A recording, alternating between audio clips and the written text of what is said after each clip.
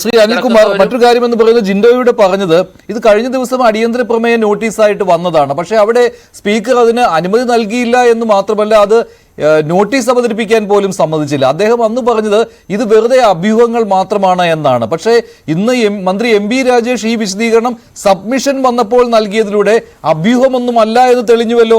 അവിടെ ഒരു ക്രൈം നടന്നിട്ടുണ്ട്, അവിടെ ഒരു തെറ്റായ കാര്യം നടന്നു, ഒരു വീഴ്ച സംഭവിച്ചിട്ടുണ്ട്. അതുകൊണ്ടാണല്ലോ കണ്ണൂരിലെ ജയിലിലെ 3 ഉദ്യോഗസ്ഥർക്കെതിരെ നടപടിയെടുക്കേണ്ടി വന്നത്. അപ്പോൾ അത് അഭ്യൂഹമായിരുന്നില്ല. അപ്പോൾ സ്പീക്കർ തെറ്റിദ്ധരിപ്പിക്കുകയാണ് ഉണ്ടായത്.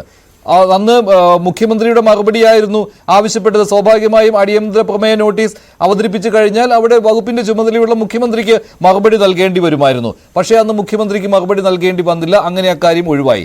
സബ്മിഷൻ വന്നപ്പോൾ മുഖ്യമന്ത്രി സഭയിൽ ഉണ്ടായിരുന്നില്ല. പകരം എം ബി രാജേഷിനെ ആ ചുമതല ഏൽപ്പിച്ചു. അദ്ദേഹം അതിന് മറുപടി നൽകുകയും ഉണ്ടായി. സബ്മിഷൻ വരുമ്പോൾ എതിരായിട്ട് ചോദ്യങ്ങൾ ഉണ്ടാവുകയില്ല. പ്രതിപക്ഷ നേതാവിന് എണീറ്റ് നിന്ന് പറയാം, അദ്ദേഹം അത് പറയുകയും ചെയ്തു. അതല്ലാതെ മറ്റു കാര്യങ്ങൾ കൂടുതൽ വിശദീകരിക്കുവാനുള്ള സമയം കിട്ടുകയില്ല. അപ്പോൾ സൗകര്യപൂർവ്വം അതിൽ നിന്ന് ഒഴിവായി. ആ ചോദ്യങ്ങൾ ഇപ്പോഴും ചോദിച്ചുകൊണ്ടേയിരിക്കുകയാണ്. രാജേഷ് പറഞ്ഞതിൽ ഒരുപാട് സംശയങ്ങളുണ്ട്. അതൊക്കെയാണ് നമ്മളിവിടെ ഉന്നയിക്കുകയും ചെയ്തത്. എന്തിനാണ് ഈ ഒളിച്ചോട്ടം? അതിനകത്ത് കാര്യങ്ങൾ കൃത്യമായിട്ട് മുഖ്യമന്ത്രിക്ക് വിശദീകരിക്കാമല്ലോ. എന്താണ് കെ രമയോട് മുഖത്തോട് മുഖം നോക്കി ഇക്കാര്യങ്ങൾക്ക് മറുപടി പറയാൻ മുഖ്യമന്ത്രിക്ക് പറ്റില്ലേ?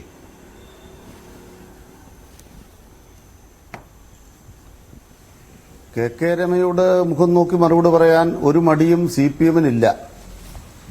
അങ്ങനെ മുഖത്തോട് നോക്കി മറുപടി പറയേണ്ട ഒരു വിഷയവും CPM-മായി ബന്ധപ്പെട്ടുമില്ല. ഇവിടെ ഞാൻ കഴിഞ്ഞ ദിവസത്തെ ചർച്ചയിൽ എന്തോ തെറ്റു പറഞ്ഞു എന്ന് ബഹുമാനപ്പെട്ട കോൺഗ്രസ് പ്രതിനിധി പറഞ്ഞു. ഇപ്പോൾ ബഹുമാനപ്പെട്ട ജോർജ് ജോസഫ് സാർ പറഞ്ഞപ്പം അതിന്റെ ശരിയായ വശം വന്നു. ഞാൻ കഴിഞ്ഞ ദിവസം ഈ ചർച്ചയിൽ പറഞ്ഞ അതേ കാര്യമാണ് ജോർജ് ജോസഫ് സാർ പറയുന്നത്. അതായത് ഒരു കേസിനകത്ത് വിചാരണ കോടതി ഒരാളെ ശിക്ഷിച്ചു കഴിഞ്ഞാൽ, അല്ലെ അപ്പീൽ ഉള്ള കോടതി ശിക്ഷിച്ചു കഴിഞ്ഞാൽ ആ വിവരം വിചാരണ കോടതിയിൽ ഇരിക്കുകയും കൺവിക്ഷൻ വാറണ്ട് ബന്ധപ്പെട്ട ജയിലിലേക്ക് അയക്കുകയും ചെയ്യുമെന്നാണ് ഞാൻ അന്ന് പറഞ്ഞത്. ഇന്ന് അതേ ചട്ടമാണ് ബഹുമാനപ്പെട്ട ജോർജ് ജോസ് സാർ പറയുന്നത്. അതുകൊണ്ടാണ് ഒരു കേസിനകത്ത് റെമിഷൻ അല്ലെങ്കിൽ ശിക്ഷാ ഇളവ്, ഇവിടെ പറഞ്ഞു കേട്ടതൊന്നും ഈ ജയിലിൽ കിടക്കുന്ന മുഴുവൻ പേരെയും തുറന്നു വിടുക എന്ന്, അങ്ങനെയല്ല. ജീവപര്യന്തം തടവുള്ളവർക്ക് 1 കൊല്ലം ഇളവ് കൊടുക്കാനാണ് ആസാദിക അമൃത മഹോത്സവത്തിന്റെ ഉത്തരവ്. അത് 1 കൊല്ലം തടവുള്ളയാക്കാണ് 15 ദിവസം. അങ്ങനെ അതിൽ പലതും പറയുന്നുണ്ട്. അപ്പൊ ഇവിടെ ആരും തുറന്നൊന്നും വിടുന്നില്ല. ഇവർക്ക് 1 കൊല്ലം തടവിന് ഇളവിന് അവകാശമില്ല എന്നാണ് ഞങ്ങളുടെ നിലപാട്. അപ്പം ആ 1 കൊല്ലം ഇളവ് എന്ന് പറയുന്ന വിഷയത്തിൽ പോലും വസ്തുത എന്താണ്? അവിടെ ബഹുമാനപ്പെട്ട ഹൈക്കോടതി വിധിയുടെ 52-ാം പാരഗ്രാഫിലാണ് ഇവർക്ക് ഇളവിന് അവകാശമില്ല എന്നുള്ളത്. ആ 52-ാം പാരഗ്രാഫുള്ള ഹൈക്കോടതി വിധി ഒരു ജയിലിലും സൂക്ഷിക്കാറില്ല. പിന്നെ എന്ത് വേണം? 415 ജയിൽ ചട്ടങ്ങൾ. ഇവിടെ ബഹുമാനപ്പെട്ട ജോർജ് ജോസ് സാർ പറഞ്ഞപ്പോൾ ചട്ടങ്ങൾ ഉണ്ടാക്കണമെന്ന്, ചട്ടമുണ്ട്, ജയിൽ ചട്ടങ്ങളുണ്ട്. ആ ചട്ടം 415-ന്റെ 12 എന്ന് പറയുന്നത് അപ്പീൽ വിവരം ഈ ഉപദേശക സമിതി പരിശോധിക്കണം. ഉപദേശക സമിതിയിൽ കൊച്ചുങ്ങളല്ല ഇരിക്കുന്നത്. ജയിൽ DGP ഉണ്ട്, സെഷൻ ജഡ്ജിയുണ്ട്, കലക്ടറുണ്ട്, മറ്റു ഉദ്യോഗസ്ഥന്മാരുണ്ട്, ജയിൽ സൂപ്രണ്ടുണ്ട്, പ്രൊബേഷൻ ഓഫീസറുണ്ട്, 3 അനൌദ്യോഗിക അംഗങ്ങളുണ്ട്. ഭൂരിപക്ഷം ആർക്കാണ്? സർക്കാർ ഉദ്യോഗസ്ഥന്മാർക്കാണ്. ഞാനിപ്പോൾ ഇന്ന് തലകുനിച്ചിരിക്കാം, മഞ്ജുഷ തലകുനിക്കാം. എപ്പോൾ തലകുനിക്കണം? ഈ ജയിൽ ഉപദേശക സമിതി കൂടുകയോ ആ ഉപദേശക സമിതിക്ക് മുമ്പിൽ ഏതെങ്കിലും ഉദ്യോഗസ്ഥൻ ഈ TP കേസ് പ്രതിയിലെ ഏതെങ്കിലും ഒരു പ്രതിക്ക് ഈ റെമിഷൻ അവകാശമുണ്ട് എന്ന് റിപ്പോർട്ട് ഹാജരാക്കുകയോ ചെയ്തോ? ചെയ്തിട്ടേയില്ല. ആകെ ചെയ്തത് ഇപ്രകാരം ഒരു പരിശോധനയ്ക്ക് ഇവരുടെ പേരും ഉൾപ്പെട്ടു എന്നുള്ളതാണ്. അതുപോലും പിശകായിരുന്നുവെന്നാണ് ജയിൽ DGP ഇപ്പൊ സസ്പെൻഡ് ചെയ്യുമ്പോൾ ഇറക്കിയ ഉത്തരവിന്റെ കാതൽ. എന്തുകൊണ്ടാണ് അങ്ങനെ വരാൻ കാരണം? 2022 ഉത്തരവിൽ ഹബിച്വൽ ഒഫൻഡേഴ്സിനെ ഉൾപ്പെടുത്താൻ പാടില്ല എന്ന് വ്യവസ്ഥപ്പെടുത്തിയിട്ടുണ്ട്. ആ ഉത്തരവ് ശരിക്കും വായിച്ചു നോക്കിയാൽ ഇദ്ദേഹം ഉൾപ്പെടുത്തുമായിരുന്നില്ല. അവിടെ ലംഘനം ഉണ്ടായിട്ടുണ്ട്. ഞാൻ കഴിഞ്ഞ ദിവസം പറയുമ്പോൾ ജയിൽ സൂപ്രണ്ട് ഭാഗത്ത് വീഴ്ചയില്ലാത്ത ഏത് ഭാഗത്താണ്? ഹൈക്കോടതി വിധി അറിഞ്ഞോ ഇല്ലയോ? ഇദ്ദേഹം പത്രം വായിക്കാത്ത ആളാണോ? അതാണ് എന്നോടുള്ള ചോദ്യം. ഹൈക്കോടതി വിധിയുടെ പകർപ്പ് ജയിലിലില്ല എന്ന് ഞാൻ പറഞ്ഞാണ് വസ്തുത. ഇപ്പോഴും ആ വസ്തുതയിൽ ശരിയായി നിൽക്കുന്നു. ഉത്തരവ് ശരിയായി വായിച്ചാൽ ഈ പ്രതികളുടെ അങ്ങനെയാണ് നടപടിയുടെ ആവശ്യമില്ലല്ലോ. കാരണം ഈ പറയുന്ന സൂപ്രണ്ട് അറിഞ്ഞിട്ടില്ല. അതാണ് ഞാൻ പറയുന്നത്. അപ്പൊ 2022 ഉത്തരവിൽ പറയുന്നുണ്ട് ഹബിച്വൽ ഒഫൻഡേഴ്സിനെ ഉൾപ്പെടുത്തരുത്. 2022 ഉത്തരവിൽ ആരെയൊക്കെ ഉൾപ്പെടുത്താൻ പാടില്ല എന്ന് വ്യവസ്ഥപ്പെടുത്തിയിട്ടുണ്ട്. ആ വ്യവസ്ഥ ലംഘിച്ചു ജയിൽ സൂപ്രണ്ട്. ആ വ്യവസ്ഥ ലംഘിച്ചു എന്ന കാര്യമാണ് അദ്ദേഹത്തിനെതിരായ ചാർജ്. അത് പരിശോധിക്കട്ടെ, പ്രശ്നമില്ല. ഇവിടെ ഒരു തെറ്റായ ആശയം വന്നു. എന്താ തെറ്റായ ആശയം? ഏതെങ്കിലും ഒരു കേസിലെ പ്രതികളെ ഉൾപ്പെടുത്തുന്നോ അല്ല മുകളിൽ നിന്ന് ആവശ്യപ്പെടുന്നത്. കേരളത്തിലെ ഈ ജയിലിൽ മാത്രമല്ല, കേരളത്തിലെ എല്ലാ ജയിലിലും ഇപ്രകാരം റിവിഷൻ അവകാശപ്പെട്ടവരുടെ പട്ടിക കണ്ടെത്താൻ ഒരു പ്രോസസ്സിന്റെ ഭാഗമായി അതാത് ജയിൽ ഉപദേശക സമിതികൾ പരിശോധിക്കണമെന്നേ സർക്കാർ പറഞ്ഞിട്ടുള്ളൂ. അവരെ ഒരു ജയിലിലും, കേരളത്തിലെ ഒരു ജയിലിലും ഒരു ശുപാർശയും ഇതുവരെ ആ സമിതി കൂടുകയോ ശുപാർശ സമർപ്പിക്കുകയോ ചെയ്തിട്ടില്ല. കണ്ണൂരിലും കൂടിയിട്ടില്ല, ഒരിക്കലും കൂടിയിട്ടില്ല. കൂടാത്ത അതിൻ്റെ അകത്ത് അനുകൂലമായ ഒരാൾ റിപ്പോർട്ട് പോലും കൊടുത്തിട്ടില്ല. പിന്നെ ഇതിന് അടിയന്തര പ്രമേയം മാത്രമല്ല, ജയിൽ DGP ഉത്തരവിറക്കി 25-ാം തീയതി കഴിഞ്ഞ ദിവസം തന്നെ ഉത്തരവിറക്കി. ഉത്തരവിൽ കൃത്യമായിട്ട് പറയുന്നത് എന്താണ്? ഈ പ്രതികളുടെ പേര് പരിശോധനയ്ക്ക് അയച്ചത് പോലും തെറ്റിപ്പോയി, ഇതുകൊണ്ട് റദ്ദാക്കിയിരിക്കുന്നു. ഇല്ല, അത് റദ്ദാക്കിയിരിക്കുന്നു പറഞ്ഞിട്ടില്ല. സ്പീക്കർ അടിയന്തര പ്രമേയത്തിന്റെ അവരുടെ പേര് പറഞ്ഞിട്ടില്ല. അല്ല, താങ്കൾ വായിച്ച ആ പാരഗ്രാഫിൽ അവരുടെ പേരൊന്നും പറഞ്ഞിട്ടില്ല. ഈ കേസിനെ കുറിച്ചുള്ള മെൻഷനിങ് പോലും ഇല്ല. ആ കാരണം കൊണ്ടല്ല. താങ്കൾ തന്നെ പറഞ്ഞല്ലോ, ഈ ഹാബിച്വൽ ഒഫൻഡേഴ്സ് എന്നൊക്കെ പറഞ്ഞു. ഈ പറഞ്ഞല്ലോ, ഈ 3/6/2024 ഈ നിർദ്ദേശം കൊടുത്തു എന്ന് പറയുന്നുണ്ടല്ലോ. അതിൽ താങ്കൾ പറഞ്ഞപ്പോൾ ഈ പറയുന്നത് TP ചന്ദ്രശേഖരൻ വധക്കേസിലെ ഈ പ്രതികളെ എന്തിനുൾപ്പെടുത്തി എന്നൊന്നും ചോദിക്കുന്നില്ല. അങ്ങനെയല്ലല്ലോ അതിനകത്ത് സാരം, അങ്ങനെയല്ലല്ലോ അതിനകത്ത്. 188 അതിൽ ചിലർ അനർഹ ഉൾപ്പെട്ടിട്ടുണ്ട്. അത് 36/2024 പുറത്തു പോകുന്ന ആളുകളുടെ കാര്യമാണ്. അങ്ങൊരു സീനിയർ മാധ്യമ പ്രവർത്തകനല്ലേ, ദയവായി ഒന്ന് ഞാൻ പറയുന്ന പച്ച മലയാളത്തിലല്ലേ, കേരളത്തിലെ എല്ലാ ജയിലിനെ സംബന്ധിച്ച് ഒരു പൊതു ഉത്തരവ്, ആ ഉത്തരവിന്റെ ഡേറ്റ് എന്നാണ്? ആ ഉത്തരവിന്റെ ഡേറ്റ് എന്ന് പറയുന്നത് 25/11/2022. ആ ഉത്തരവിൽ വ്യക്തമായിട്ട് പറയുന്നു ആർക്കൊക്കെ ഉൾപ്പെടുത്താൻ പാടില്ല. അതിൽ വ്യക്തമായിട്ട് പറയുന്നുണ്ട്, വളരെ നീചവും പൈശാചികവുമായ കേസുകളിൽപ്പെട്ടവർക്ക്, സ്ത്രീകൾ, സ്പെഷ്യൽ റെമിഷനും ആംനസ്റ്റിക്കും അർഹതയില്ലെന്ന് കോടതി ഉത്തരവിൽ വ്യക്തമാക്കിയിട്ടുള്ള പ്രതികൾ, വിദേശ തടവുകാർ, മതപരവും സാമുദായികമായ രീതിയിൽ കൊലപാതകം നടത്തിയവർക്ക്, സ്ത്രീകൾ, കുട്ടികൾ, ഇങ്ങനെ കുറെ കാര്യങ്ങൾ പറയുന്നുണ്ട്. ആ ഉത്തരവ് വ്യക്തമാക്കിയതിന് തുടർച്ചയായിട്ട് അതിനേക്കാൾ കർശനമായിട്ടാണ് 3/6/2024 ഉത്തരവ്. അത് TP കേസ് പ്രതികൾക്ക് വേണ്ടി ഇറക്കിയ ഉത്തരവല്ലെന്ന്, ആരെങ്കിലും ഉൾപ്പെടുത്താനോ അല്ലെന്നോ പറയേണ്ട, നിയമം എന്താണോ നടപ്പാക്കാൻ അതാവോട്ട് പറഞ്ഞിരിക്കുന്നത്. അതുപ്രകാരമുള്ള പട്ടികയിലും TP കേസ് പ്രതികളുടെ പേര് ഉൾപ്പെടുത്തേണ്ടതില്ലായിരുന്നു. പരിശോധനാ പട്ടിക, അല്ലാണ്ട് ഒഴിവാക്കൽ പട്ടികയല്ല, റെമിഷൻ പട്ടികയല്ല, പരിശോധനാ പട്ടിക. ആ പരിശോധനാ പട്ടിക ഉൾപ്പെട്ടതുകൊണ്ടാണല്ലോ ഇവര് പോലീസിന് അയച്ചു കൊടുത്തത്, പ്രൊബേഷൻ ഓഫീസർക്ക് അയച്ചു കൊടുത്തത്. അത്ര പോലും പോകേണ്ടതില്ലായിരുന്നു എന്നാണ് DGP പറയുന്നത്. അവിടെയാണ് സൂപ്രണ്ട് തെറ്റുപറ്റിയെന്ന് പറയുന്നത്. അത് സൂപ്രണ്ട് മറുപടി പറയട്ടെ. DGP നടപടി എന്താണെന്നുള്ളത് അന്വേഷണത്തിന്റെ ഭാഗമായി വ്യക്തത വരുത്തുമല്ലോ.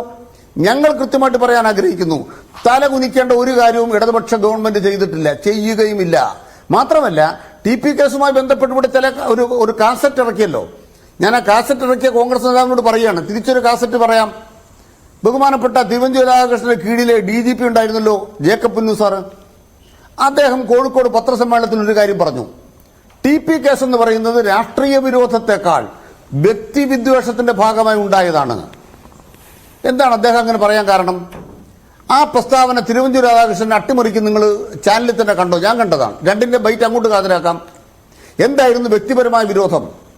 ഇവിടെ ചില പ്രതികൾ മിണ്ടിയാൽ പിണറായി വിജയന് കുഴപ്പം, LDFന് കുഴപ്പം, CPM കുഴപ്പം എന്ന് പറഞ്ഞല്ലോ. ഒരു കുഴപ്പം ഞങ്ങൾക്കില്ല. ഓർക്കാട്ട് രാമേന്ദ്രൻ മിണ്ടട്ടെ, അപ്പം ചില വസ്തുതകൾ പുറത്തു വരും, അവർ തമ്മിലുള്ള വൈരം പുറത്തു വരും. അപ്പം നമ്മൾ മനസ്സിലാക്കേണ്ടത്, CPMനെ ബന്ധപ്പെടുത്താൻ നിങ്ങൾ ഈ കുറ്റവാളികളോടൊപ്പം ഉയർത്തിപ്പിടിച്ച പേര് P. മോഹനാണ്. ആ P. മോഹനെതിരെ വ്യാജരേഖ ചമച്ചുവെന്ന് കോടതി കണ്ടെത്തിയിരിക്കുന്നു, വിചാരണ കോടതി. മഞ്ജുഷ അത് അറിഞ്ഞെന്ന് എനിക്ക് തോന്നുന്നില്ല. മാത്രമല്ല, ഈ DYSP ഈ കേസ് കൈകാര്യം ചെയ്ത P. മോഹനെ പ്രതിയാക്കിയ DYSP കയ്യും കെട്ടി കോടതി നിൽക്കാൻ പോവാണ്. എന്തിന്? P. മോഹന്റെ പേരിൽ ഗൂഢാലോചന കുറ്റത്തിന് വ്യാജരേഖ ഉണ്ടാക്കിയ DYSP, തിരുവഞ്ചൂർ രാധാകൃഷ്ണൻ DYSP. കുട്ടിക്കുരങ്ങനെ കൊണ്ട് ചുടുചോറ് വാരിച്ചാൽ തിരുവഞ്ചൂർ രാധാകൃഷ്ണൻ വന്ന് ഉത്തരം പറയുമോ? ഉമ്മൻചാണ്ടി വന്ന് ഉത്തരം പറയുമോ? പ്രതിയാക്കാൻ വ്യാജരേഖ ജ്യോതി ബാബു ആരാണ്? ഈ കേസിലെ രാമേന്ദ്രൻ ആരാണ്?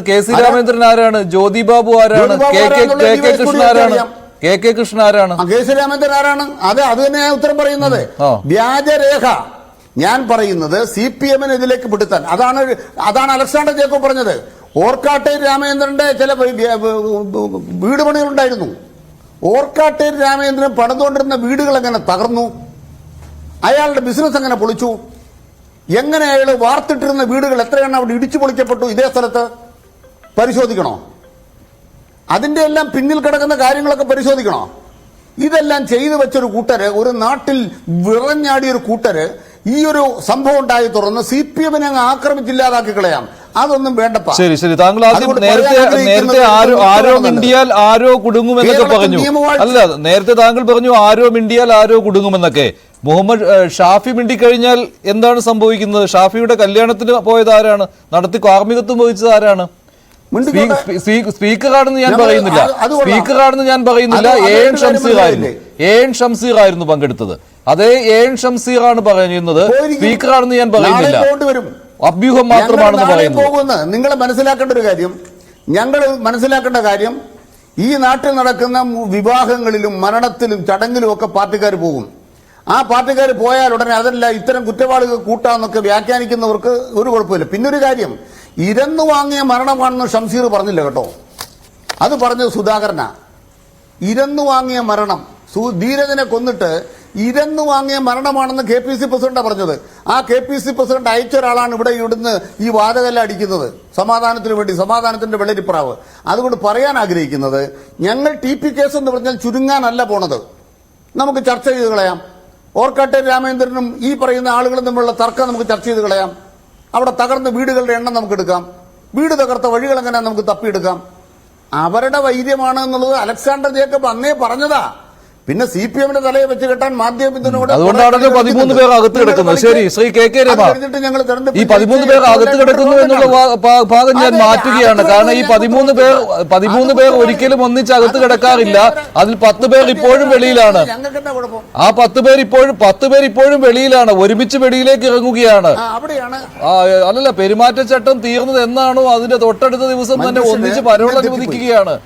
എന്നിട്ടാണ് താങ്കൾ പറയുന്നത് സർക്കാർ ഒരു തരത്തിലും ഇതിൽ ഇടപെടുന്നില്ല എന്ന്.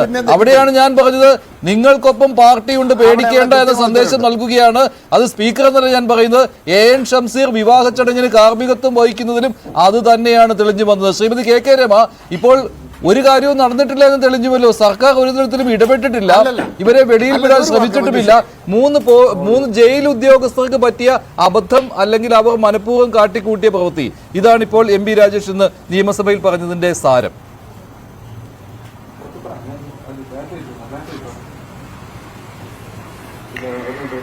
മഞ്ജുഷേ, ഇതുപോലെയുള്ള വാദങ്ങളല്ലാതെ ഈ സർക്കാരിന്റെ ഭാഗത്ത് നാം എന്താണ് പ്രതീക്ഷിക്കുന്നത്? ഇതിൽ അവർക്ക് മറ്റെന്താ പറയാൻ സാധിക്കുക? ഇത് ജയിൽ ഉദ്യോഗസ്ഥന്മാർക്ക് സംഭവിച്ച പാളിച്ചയാണെന്നും അവര് ചെയ്തതിന്റെ ഭാഗമായിട്ടാണ് ഇത് വന്നത് എന്നല്ലാതെ മറ്റെന്തെങ്കിലും ഇപ്പൊ പറയാൻ പറ്റുമോ? കള്ളി പുറത്തായല്ലോ, വിവരങ്ങൾ പുറത്തായല്ലോ. വളരെ കൃത്യമായി തെളിവുകൾ സഹിതം കാര്യങ്ങൾ പുറത്തു വന്നപ്പോൾ അതിൽ തടിയുരണ്ടേ സർക്കാരിനെ, അതിൽ തടിയുരണ്ടേ പാർട്ടിക്ക്. അതുകൊണ്ട് ഈ ജയിൽ 3 ഉദ്യോഗസ്ഥന്മാരെ പേരിൽ നടപടിയെടുക്കുന്നു. അവരുടെ പാളിച്ചയാണെന്ന് പറയുന്നു. ആ പാളിച്ചകൾ എന്താണെന്ന് പറയുന്നില്ല. എങ്ങനെയാണ് ഈ കത്തിറങ്ങിയതെന്ന് പറയുന്നില്ല. 3/6 എങ്ങനെയാണ് ഈ കത്ത്? ആ മാനദണ്ഡ പ്രകാരമാണ് ജയിൽ ഉദ്യോഗസ്ഥർ റിപ്പോർട്ട് ചോദിക്കുന്നത്. ആ കത്ത് കൊടുത്തതാരാ? അഡീഷണൽ ആഭ്യന്തര സെക്രട്ടറി, അഡീഷണൽ ACS ആണ് കൊടുത്തിരിക്കുന്നത്. ആ കത്ത് എപ്പോഴാ? 3/6. ഇവിടെ പെരുമാറ്റച്ചട്ടം നിലനിൽക്കുന്ന സമയത്ത് ഇങ്ങനെ തിടുക്കപ്പെട്ട് ഒരു കത്ത് കൊടുക്കേണ്ട ആവശ്യം എന്തായിരുന്നു? ഈ പ്രതികളെ വിട്ടയക്കാൻ വേണ്ടി അത് എല്ലാ മാനദണ്ഡങ്ങളും തിരുത്തുകയാണ്. 18 തിരുത്തി, 22 തിരുത്തി, മറ്റൊരു ഓർഡർ ഇറക്കി. ആ ഓർഡറിന്റെ ഭാഗമായിട്ട് പുതിയതിറക്കുന്നു. എന്നിട്ട് ഇതിറക്കി വിട്ടയക്കാനുള്ള നീക്കങ്ങളൊക്കെ നടത്തി കാര്യങ്ങൾ വളരെ ഭംഗിയായി. എന്തൊക്കെയാണ് ഇപ്പൊ CPM-ന്റെ നേതാക്കന്മാർ പറയുന്നത്? എനിക്ക് ഒരത്ഭുതവും തോന്നില്ല. അവർക്ക് ഇത് അപ്പുറമല്ലാതെ എന്തെങ്കിലും പറയാൻ സാധിക്കുന്നു. ഏതോ രാമചന്ദ്രന്റെ കാര്യങ്ങൾ പറയുന്നു, വീട് നിരത്തിയത് പറയുന്നു. അയ്യോ, അത് കേട്ട് ഇതൊക്കെ കുറെ കാലം 10-12 വർഷങ്ങൾക്ക് മുന്നേ പാടിപ്പറഞ്ഞ കുറെ കാര്യങ്ങൾ ഇപ്പോഴും പറയുന്നു. പക്ഷെ ഇതിനകത്ത് സാമാന്യ ബുദ്ധിയുള്ള എല്ലാവർക്കും അറിയാം എന്താണ് സംഭവിച്ചത് എന്നതിനെ സംബന്ധിച്ച്. ഇതൊന്ന് പുറത്തു ഇറക്കാൻ കഴിയുമോ എന്നൊരു ശ്രമം സർക്കാർ നടത്തിയതാണ്. അത് കഴിഞ്ഞില്ല എന്ന് വന്നപ്പോൾ തൽക്കാലം ഈ 3 ഉദ്യോഗസ്ഥന്മാർക്ക് പേരുടെ നടപടിയെടുക്കുന്നു. ഇനി നാളെ ഒരുപക്ഷെ ഞങ്ങളുടെ പേരിൽ നിന്ന് മൊഴിയെടുത്ത ഉദ്യോഗസ്ഥന്മാരുടെ നേരെയും ഒരുപക്ഷെ അവർക്ക് നേരെയും ചില നടപടികൾ വരാനൊക്കെ സാധ്യതയുണ്ടാവും. കാരണം വെച്ചാൽ എങ്ങനെയാണ് നിങ്ങൾ ഇന്നലെയും വിളിക്കുക എന്ന ചോദ്യമൊക്കെ. അവർ വിളിച്ചത് എങ്ങനെയാ? അവർ മേലുദ്യോഗസ്ഥന്മാർ പറഞ്ഞ കാര്യം നടപ്പാക്കിയതാണ്. 22-ാം തീയതി എന്താ സർക്കാർ സഭയിൽ പറഞ്ഞത്? അങ്ങനെ ഒരു നീക്കം സർക്കാരിന്റെ ഭാഗത്തുനിന്നുണ്ടാവില്ല. ജയിൽ മേധാവി എന്താ പ്രസ് റിലീസ് ഇറക്കിയത്? ഇത് ഉദ്യോഗസ്ഥന്മാർക്ക് സംഭവിച്ചതാണ്, അങ്ങനെ ഒരു നീക്കമേ നടന്നിട്ടില്ല. എന്നിട്ട് അന്ന് വൈകുന്നേരം 22-ാം തീയതി അത് ഉച്ചയ്ക്ക് പ്രസ് റിലീസ് വന്നു. വൈകുന്നേരം വീണ്ടും പോലീസ് ഉദ്യോഗസ്ഥന്മാർ വന്ന് മൊഴിയെടുക്കുക.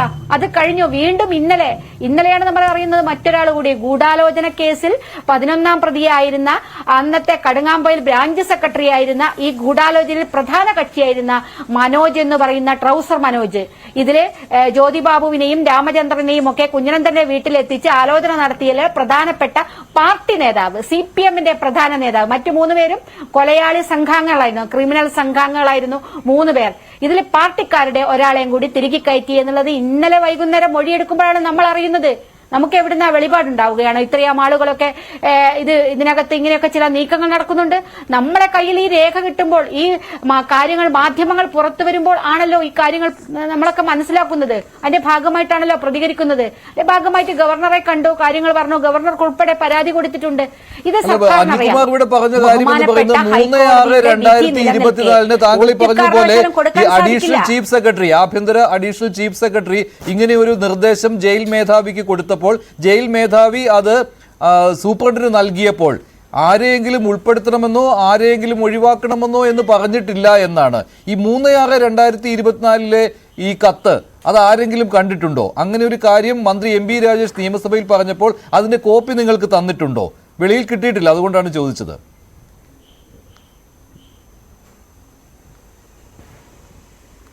ഇല്ല മഞ്ജുഷ്, അങ്ങനെ അതേ പറയാം. 3/6/24 കത്തിലെ ഉള്ളടക്കം എന്താണ് എന്നത് നമുക്കറിയില്ല. ആ കത്തിനെ ബേസ് ചെയ്തുകൊണ്ടാണ് ഇങ്ങനെ ഒരു order jail superintendent, Kannur jail superintendent ഇറക്കിയത് എന്നത് മാത്രമേ നമുക്കറിയുള്ളൂ. ആ 3/6/2024 കത്തിൽ എന്താണ് പറഞ്ഞത്, ആരൊക്കെ ഉൾപ്പെടുത്താനാണ് പറഞ്ഞത് ആ കത്ത് പുറത്തുവിടട്ടെ. അപ്പൊ നമുക്കറിയാമല്ലോ ഇത് ജയിൽ സൂപ്രണ്ട് ഇറക്കിയ ഒരു സാധനമാണെങ്കിൽ ആ കത്ത് പുറത്തുവിട്ടെ. ആ കത്തിൽ എന്താണ് അതിന്റെ കണ്ടന്റ്, അതിലെന്തൊക്കെയാണ് പറഞ്ഞിരിക്കുന്നത്, അതാണല്ലോ അറിയേണ്ടത്. ഇങ്ങനെ ജയിൽ മേധാവികൾക്ക് പറ്റിയ തെറ്റ്, ഉദ്യോഗസ്ഥന്മാർക്ക് പറ്റിയ തെറ്റാണെങ്കിൽ ആ കത്ത് പുറത്തുവിടണം. അപ്പൊ അറിയാലോ ഇല്ല എന്നുള്ളത്. ഇതേതോ ഉപജാപക സംഘത്തിന്റെ ഭാഗമായിട്ട് വന്നതാണോ എന്നുള്ളത് അപ്പോൾ പരിശോധിക്കാമല്ലോ. അങ്ങനെ ഏതെങ്കിലും ഉദ്യോഗസ്ഥന് കഴിയുമോ മഞ്ജുഷ്? ഏതെങ്കിലും ഉദ്യോഗസ്ഥർക്ക് അവർക്ക് തോന്നിയ പോലെ ചില പേരുകൾ ഉൾപ്പെടുത്താൻ സാധിക്കുമോ? അങ്ങനെയാണെങ്കിൽ TP കേസിലെ 10 പ്രതികളെ 12 പ്രതികളെയും എന്താ ഉൾപ്പെടുത്താതിരുന്നത്? ഈ 4 പ്രതികളോട് മാത്രം ഈ ജയിൽ സൂപ്രണ്ടിന് എന്താ പ്രത്യേക മമതയുണ്ടോ? ജയിൽ സൂപ്രണ്ടിന്റെ കുടുംബക്കാരാണോ ഇതൊക്കെ ഇതിനകത്ത് വന്നിരിക്കുന്ന ആളുകൾ? അപ്പൊ ഇതൊക്കെ ഓരോ വാദഗതികൾ ഈ സർക്കാർ അല്ലെങ്കിൽ ഈ പാർട്ടിക്കാർ പറയുകയാണല്ലോ. കാരണം അവരുടെ കള്ളി പുറത്തായി, അവർ കളിച്ച നാടകം, അവർ കളിച്ച ഈ പ്രതികൾക്ക് വേണ്ടി അവർ നടത്തിയ ശ്രമങ്ങൾ പുറത്തായപ്പോൾ അതിൽ നിന്ന് തടിയൂരാൻ ചില നീക്കങ്ങൾ നടത്തുകയാണ്.